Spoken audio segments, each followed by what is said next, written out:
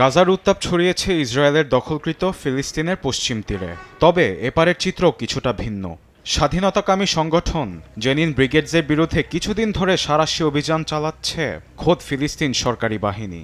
এ যেন বাহিরের শত্রুকে ছেড়ে নিজ ঘরে রক্তপাত। ছেড়ে কথা বলছে না স্বাধীনতাকামী গোষ্ঠীটি। জেনিনের বিভিন্ন জায়গায় থেমে থেমে সংঘর্ষের খবর পাওয়া গেছে। আল জাজিরার প্রতিবেদনে এসেছে, ক্যাম্পটি 5 দিন ঘিরে রাখে নিরাপত্তা বাহিনী। এরপরই ভিতরে ঢুকে চালায় অভিযান। জনজীবনে ভোগান্তি পৌঁছেছে চরমে, ফুঁসছে জেনিনবাসী। এই সরকার স্বৈরশাসক আসাদের মতোই।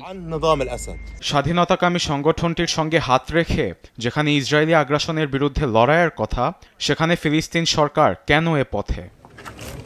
ফিলিস্তিন প্রধানমন্ত্রী মোস্তফার দাবি, ক্যাম্পে বিশৃঙ্খলা দমনে চলছে অভিযান। অস্ত্র সামরিক যান চুরির অভিযোগও আছে তাদের বিরুদ্ধে। জেনিনে শৃঙ্খলা ফিরিয়ে আনা ও জনগণের নিরাপত্তা নিশ্চিতের নির্দেশ দিয়েছেন ফিলিস্তিন প্রেসিডেন্ট মাহমুদ আব্বাস। শরণার্থী শিবিরে যা ঘটেছে তা অন্য জায়গায়ও অস্থিরতা ছড়াচ্ছে। নষ্ট হচ্ছে ফিলিস্তিনের ভাবমূর্তি। ঘটনার সূত্রপাত, 19 বছর তরুণ নিরাপত্তা বাহিনীর হাতে নিহত হয়।